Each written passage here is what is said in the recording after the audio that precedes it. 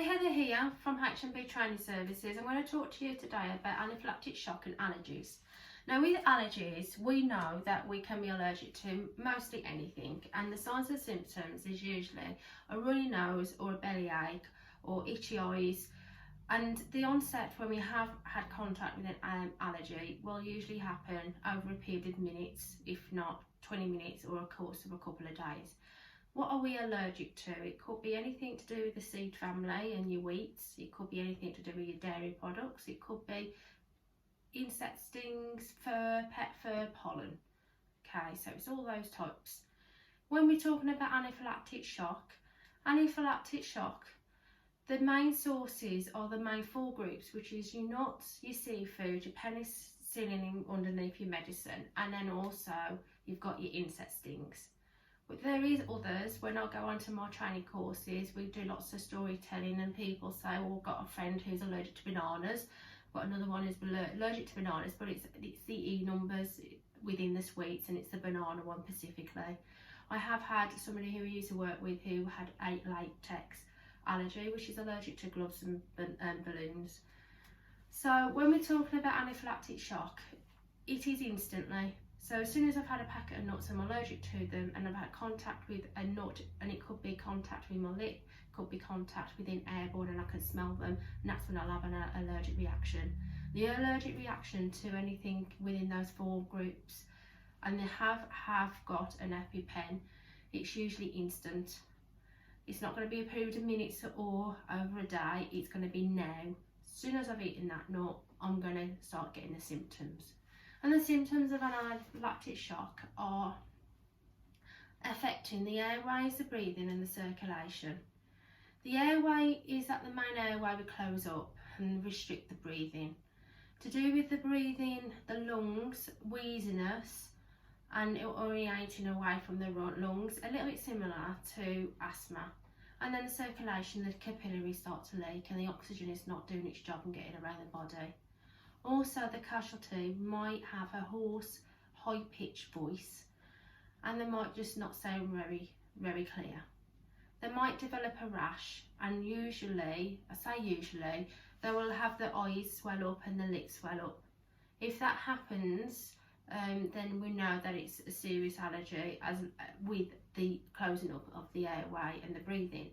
Not all casualties will have the swollen eyes and the swollen lips. So it's very important to recognise these symptoms, and straight away they'll have the throat closing up and restricting their breathing.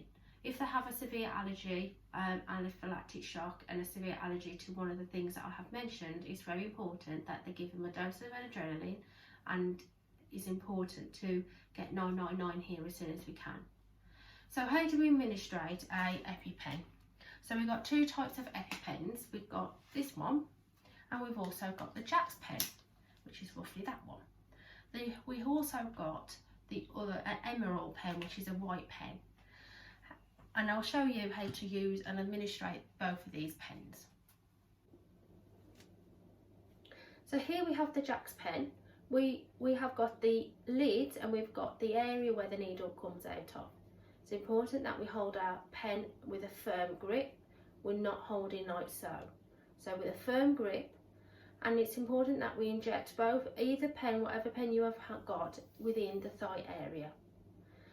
We avoid any seams, and we avoid any pocket seams, so make sure that it's clear, and this is the area that we would inject. Usually the casualty, if they've got an allergy, they will administrate their own EpiPen themselves. So this pen, it will be into the skin, so we're not jabbing in. It's the medicine and the needle, the EpiPen, which will be onto the skin. We'll remove the lid, and then we will push in. We would hold that there roughly between 3 to 5 seconds. If we're above the 3 seconds, and it says 3 seconds on our pen, it's very important that it's okay to leave the pen in longer than the 3 seconds. We know after 5 seconds that medicine has definitely got into the skin. We would then put the lid back on, and then we will put that then into the shots box or into their pen. If the ambulance does arrive and you have called the ambulance, then we would be able to give that pen back to the paramedics.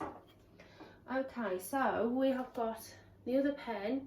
This one, we don't to do the medicine to the leg.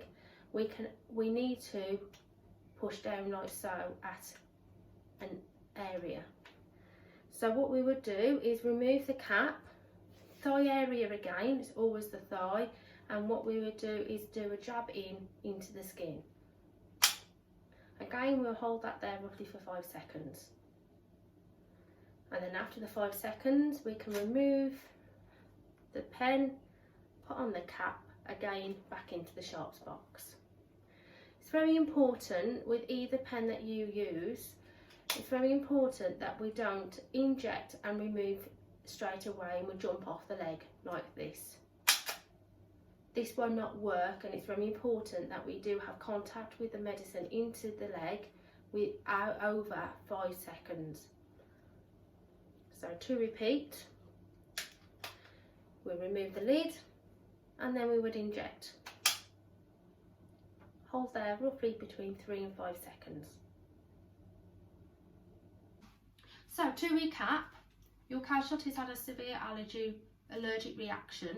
You have applied one of these pens and they don't respond to this medicine within 5 minutes. What you need to do, if you haven't already, is call 999. After 5 minutes they're still not reacted to this medicine, you can apply another dose of adrenaline between 5 and 15 minutes. Hopefully the ambulance shouldn't be too far away to help you out. I hope you've enjoyed this video. If you've got any comments or any questions, then feel free to pop them into the comments and I'll answer them as I can. I have got other videos, feel free to have a browse through, and my web address is in the comments if you would like to see what else we do. So I hope you've enjoyed it and I hope to see you soon.